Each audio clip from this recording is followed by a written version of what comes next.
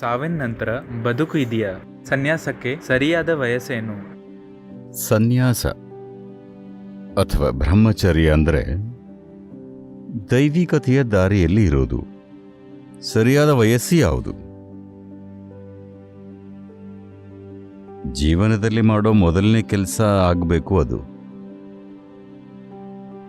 ಮದುವೆಗೆ ಸರಿಯಾದ ವಯಸ್ಸು ಯಾವುದು? ಅದು ಸಾಮಾಜಿಕ ಪರಿಸ್ಥಿತಿಗಳನ್ನು ಅವಲಂಬಿಸಿದೆ. ಎಲ್ಲಕ್ಕಿಂತ ಹೆಚ್ಚಾಗಿ ನಿಮಗೆ ಈ ವಿಚಾರಗಳು ಬರೋದು ಯಾಕಂದ್ರೆ 10, 11, 12, 13 ಆಗೋವರೆಗೆ ನೀವು ಚೆನ್ನಾಗೇ ಇದ್ರಿ.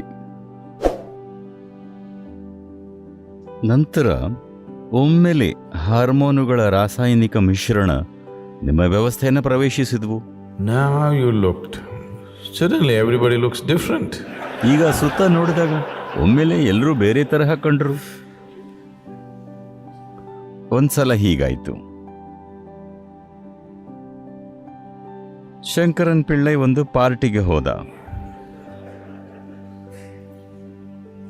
ಪಾರ್ಟಿಯಿಂದ ಹೊರಗೆ ಬಂದಾಗ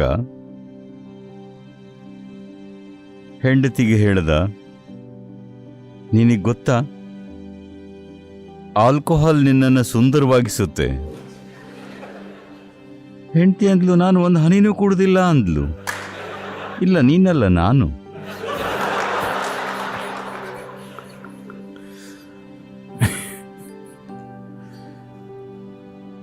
ಹೀಗಾಗಿ ಸ್ವಲ್ಪ ಹಾರ್ಮೋನ್ ಪ್ರವೇಶಿಸಿದ ಕೂಡಲೇ ಎಲ್ಲ ಬೇರೆ ಥರ ಕಾಣೋಕೆ ಶುರುವಾಯಿತು. ಈ ಹಾರ್ಮೋನ್ ನಿಮ್ಮನ್ನು ಬಿಟ್ಟು ಹೋದ ಮೇಲೆ ಜೀವನನ ಹಿಂತಿರುಗಿ ನೋಡಿದಾಗ ನಾನು ಇದನ್ನೆಲ್ಲ ಮಾಡಿದನ ಅನ್ಸುತ್ತೆ. ಅವು ಬರೋ ಮೊದಲು ಹಾಗೆ ಕಾಣ್ತಿತ್ತು, ಹೋದ ನಂತರವೂ ಹಾಗೆ ಕಾಣುತ್ತೆ. ನಡುವಿನ ಸಮಯದಲ್ಲಿ ಒಳಗಿನ ಸೆಳೆತದಿಂದ ಒಮ್ಮೆಲೆ ಎಲ್ಲಾನು ಬೇರೆ ಥರ ಕಾಣುತ್ತೆ. Suddenly everything looks different. ಕೆಲವು ಜನ ಈ ಸೆಳೆತನ ಬದಿಗಿಟ್ಟು ಜೀವನನ ಅದು ಹೇಗಿದೆಯೋ ಹಾಗೆ ನೋಡಬಲ್ಲರು. ಅವರು ಆ ಸೆಳೆತನ ಎಷ್ಟು ಬೇಕೋ ಅಷ್ಟೇ ಆನಂದಿಸ್ತಾರೆ. ಉಳಿದವರನ್ನ ಅದೇ ನಡೆಸ್ತಿದೆ. ಜೀವನನ ಅದರ ಸುತ್ತಲೂ ರೂಪಿಸ್ತಾರೆ. ಹೀಗಾಗಿ ಸನ್ಯಾಸ ಅಂದರೆ ಇಷ್ಟೇ. ನೀವು ನಿಮ್ಮ ಜೀವನವನ್ನ ನಿಮ್ಮ ವ್ಯವಸ್ಥೆಯಲ್ಲಿನ ರಾಸಾಯನಿಕಗಳ ತಾತ್ಕಾಲಿಕ ಪ್ರಭಾವದ ಸುತ್ತ ರೂಪಿಸ್ತಿಲ್ಲ. ಅದು ಒಂದು ಥರದ ಮಾದಕ ಅವಸ್ಥೆ. ಒಮ್ಮೆಲೆ ಎಲ್ಲವೂ ಬೇರೆಯಾಗಿ ಕಾಣುತ್ತೆ. ಈ ವಿಷಯಗಳನ್ನು ನಾನು ಯಾವಾಗ ಮೀರಿ ಹೋಗಲಿ? ಸನ್ಯಾಸ ಅಂದರೆ ನಿಗ್ರಹ ಅಥವಾ ನಿರಾಕರಣೆ ಅಲ್ಲ. ಅದು ಮೀರಿ ಹೋಗೋ ಪ್ರಕ್ರಿಯೆ. ಯಾವಾಗ ಮೀರಿ ಹೋಗಬೇಕು?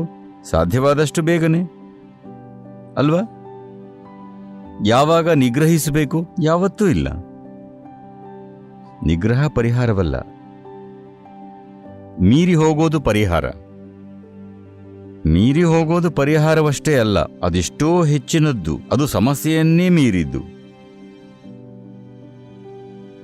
ನಮ್ಮ ಮಿತಿಗಳಲ್ಲಿ ನಾವು ಸಿಕ್ಕಿಬಿದ್ದಾಗ ಎಲ್ಲೋ ಒಂದು ಕಡೆ ಈ ಮಿತಿಯೇ ಏಕೈಕ ಸತ್ಯ ಅಂದುಕೊಳ್ತೀವಿ.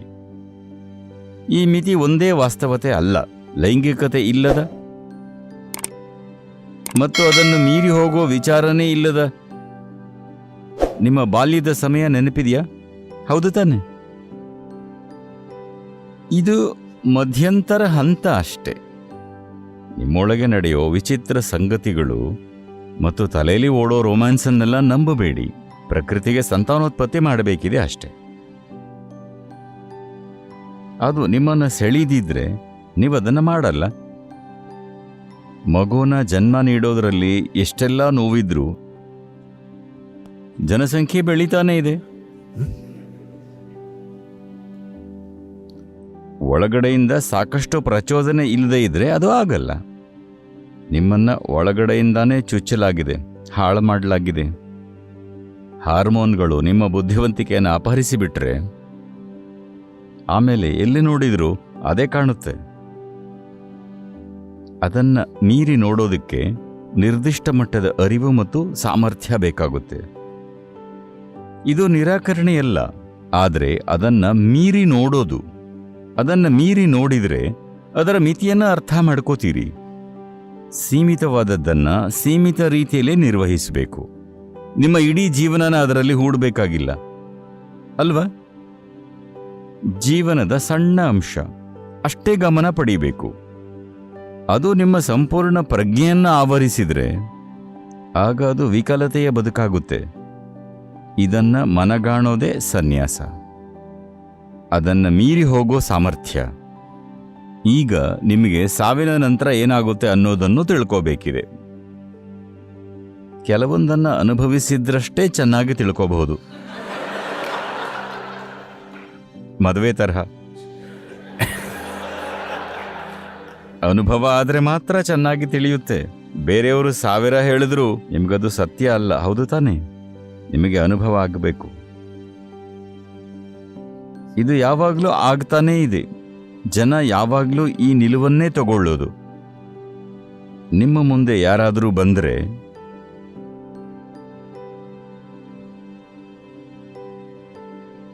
ಗುರುಗಳಾಗಿರಬಹುದು ಅಥವಾ ಹಾಗೆ ಹೇಳ್ಕೊಳ್ಳೋರಿರಬಹುದು.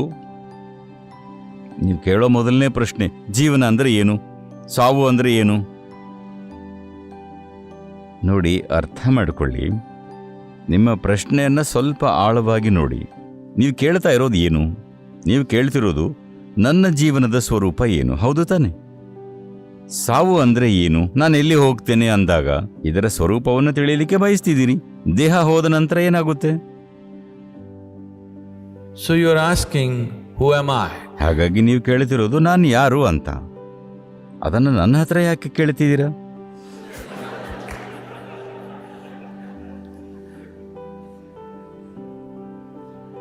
ದಾರಿಯಲ್ಲಿ ಹೋಗ್ತಾ ಯಾರನ್ನಾದರೂ ನೀವ್ಯಾರು ಅಂತ ಕೇಳಿದ್ರೆ ಅದು ಪರವಾಗಿಲ್ಲ.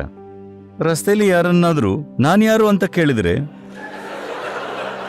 ನಿಮ್ಮನ್ನ ತಕ್ಷಣ ಅರೆಸ್ಟ್ ಮಾಡ್ತಾರೆ.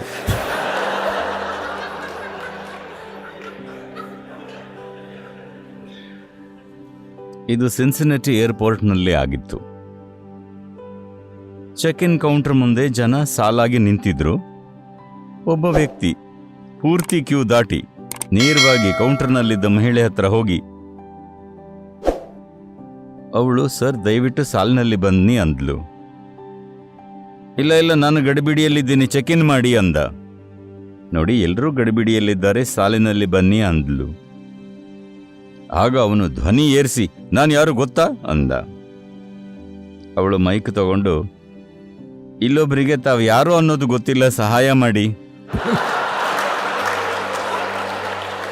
ಯಾರಾದ್ರೂ ಸಹಾಯ ಮಾಡ್ತೀರಾ ಅಂದ್ಲು.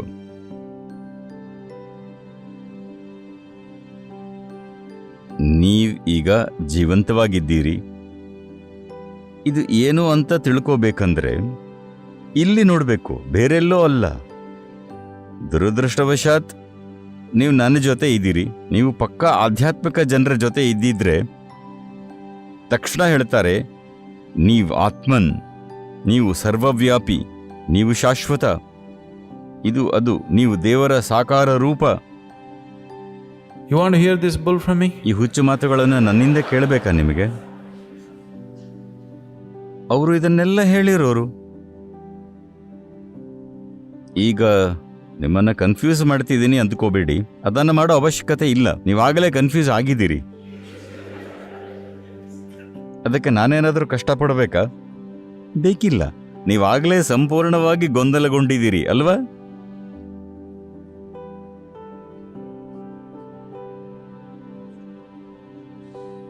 ಮೂರ್ಖ ತೀರ್ಮಾನಗಳಿಗಿಂತ ಗೊಂದಲ ಒಳ್ಳೆಯದು ಅಲ್ವಾ? ನೀವು ಬಂದಿರೋ ಮೂರ್ಖ ತೀರ್ಮಾನಗಳಿಗಿಂತ ಗೊಂದಲ ಸ್ವಲ್ಪ ಉತ್ತಮ ಸ್ಥಿತಿ. ತೀರ್ಮಾನ ಅಂದ್ರೆ ಸಾವು, ಗೊಂದಲ ಅಂದ್ರೆ ಸಾಧ್ಯತೆ ಇನ್ನೂ ತೆರೆದಿದೆ, ಹೌದು ತಾನೆ? ಗೊಂದಲ ಅಂದ್ರೆ ಸಾಧ್ಯತೆ ತೆರೆದಿದೆ, ಇನ್ನೂ ಹುಡುಕುತ್ತಿದ್ದೀರಿ. ತೀರ್ಮಾನ ಅಂದ್ರೆ ಸಾವು, ನಿಮ್ಮ ಕಥೆ ಮುಗಿದಿದೆ. ನಾನು ಆತ್ಮನ್, ನಿಮ್ಮ ಕಥೆ ಮುಗೀತು. ಹಾಗಾದ್ರೆ ಸಾವಾದಾಗ ಏನಾಗುತ್ತೆ? ಸ್ವಲ್ಪ ಸಮಯ ಹೋಗ್ಲಿ, ಗೊತ್ತಾಗುತ್ತೆ. ಸದ್ಯಕ್ಕೆ ಈಗ ಏನಾಗ್ತಾ ಇದೆ? ನೀವು ಬಾಳೆಹಣ್ಣು ತಿಂದ್ರೆ ಬಾಳೆಹಣ್ಣು ಮನುಷ್ಯ ಆಗ್ತಿದೆ. ಅದ್ಭುತವಾದದ್ದೇನೋ ನಡೀತಾ ಇದೆ ಅಲ್ವಾ? ಈಗ ಏನ್ ನಡೀತಾ ಇದೆ ನೋಡೋಣ. ಒಳಗಿರೋ ಏನೋ ಒಂದು ಬ್ರೆಡ್ ತುಂಡನ್ನ ಮನುಷ್ಯನನ್ನಾಗಿಸ್ತಿದೆ. ಈಗ ಏನ್ ನಡೀತಿದೆ ಅಂತ ಕಂಡುಹಿಡಿಬೇಕು. ನಿಮ್ಮ ಭೌತಿಕ ದೇಹವನ್ನು ಮೀರಿ ಈಗ ನಡೀತಾ ಇರೋದನ್ನ ನೀವು ಅನುಭವಿಸಿದರೆ ಈ ದೇಹ ಹೋದ ನಂತರವೂ ಏನ್ ನಡೀತಿದೆ ಅನ್ನೋದು ಗೊತ್ತಿರುತ್ತೆ. ಅದು ಈಗ ಗೊತ್ತಾಗದಿದ್ರೆ ಸತ್ತ ನಂತರ ಅಂತ ಹೇಗೆ ಗೊತ್ತಾಗುತ್ತೆ? ನೀವು ಸಾಂತ್ವನ ಅಥವಾ ಮನರಂಜನೆಗಾಗಿ ಅಧ್ಯಾತ್ಮಕ್ಕೆ ಬಂದಿದ್ರೆ ನೀವು ತಪ್ಪು ಜಾಗಕ್ಕೆ ಬಂದಿದ್ದೀರಿ. ನಾನು ಮನೋರಂಜನೆ ಮಾಡೋನಲ್ಲ, ಸಾಂತ್ವನ ಕೊಡೋನೂ ಅಲ್ಲ. ನೀವು ಪರಿಹಾರನ ಹುಡುಕುತ್ತಿದ್ರೆ ನೀವು ನಡೀಲಿಕ್ಕೆ ಒಂದು ದಾರಿ ಮಾಡಿಕೊಡ್ತೀವಿ, ಉತ್ತರವನ್ನಲ್ಲ. ಗೊತ್ತಾಯ್ತಾ? ನಿಮ್ಮ ಯಾವುದೇ ಪ್ರಶ್ನೆಗಳಿಗೆ ನನ್ನ ಹತ್ರ ಉತ್ತರ ಇಲ್ಲ.